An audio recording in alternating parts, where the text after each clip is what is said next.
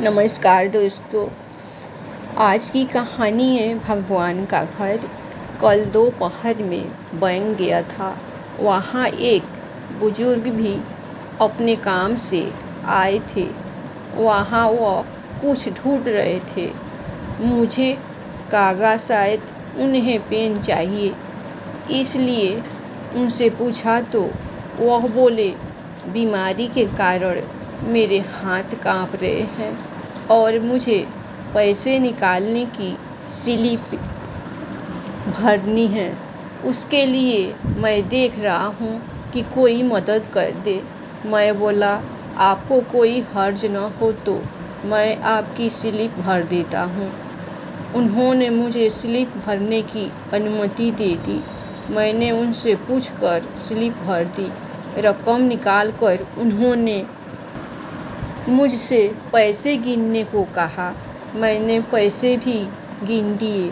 हम दोनों एक साथ ही बैंक से बाहर आए तो वह बोले, सारी, तुम्हें थोड़ा कष्ट तो होगा, परंतु मुझे रिक्शा करवा दो।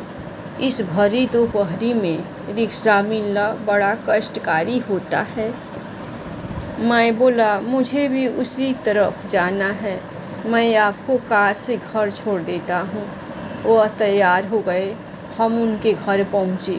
वह एक फ्लैट में रहते थे। घर में उनकी वृद्ध पत्नी थी।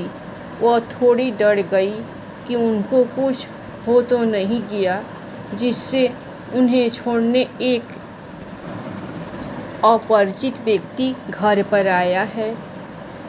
चेहरे पर आए भाव को पढ़कर कहा, चिंता की कोई बात नहीं है, यह मुझे छोड़ने आए हैं। फिर बातचीत में वह बोले, इस भगवान के घर में हम दोनों पति पत्नी ही रहते हैं और हमारे बच्चों तो विदेश में रहते हैं।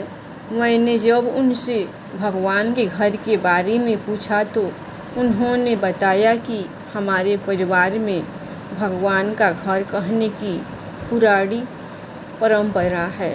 इसके पीछे की भावना है कि यह घर भगवान का है और हम उस घर में रहते हैं, जबकि लोग कहते हैं कि घर हमारा है और भगवान हमारे घर में रहते हैं। मैंने विचार किया कि दोनों कथनों में कितना अंतर है। तदुपरांत वह बोले, भगवान का घर बोला तो हमसे कोई नकारात्मक कार्य नहीं होते और हमेशा सद्विचारों से ओत-पोत रहते हैं। बाद में मजाकिया लहजे में बोले, लोग मृत्यु उपरांत भगवान के घर जाते हैं, परंतु हम तो जीते जी ही भगवान के घर का आनंद ले रहे हैं। यह वाक्य जैसे भगवान का दिया कोई प्रसाद ही है। भगवान ने ही मुझे उनको घर छोड़ने की प्रेरणा दी। घर भगवान का और हम उनके घर में रहते हैं। यह वाक्य बहुत दिनों तक मेरे दिमाग में घूमता रहा। सही में कितने अलग विचार थे। हमको उपरोक्त प्रसंग से प्रेरित होकर अगर हम इस पर अमल करेंगे तो हमारे और आने वाली पीढ़ियों के विचार भी वैसे ही होंगे। अच्छे कार्य का प्रारंभ जब से भी करो वही नई सुबह है। तो यह थी एक छोटी सी कहानी, भगवान का घर। उम्मीद है दोस्तों आपको यह कहानी पसंद आई होगी। अगर पसंद आए तो कमेंट करें और शेयर भी ज़रूर करें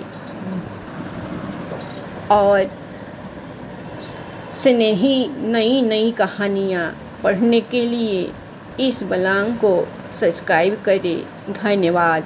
अपना ख्याल रखिएगा।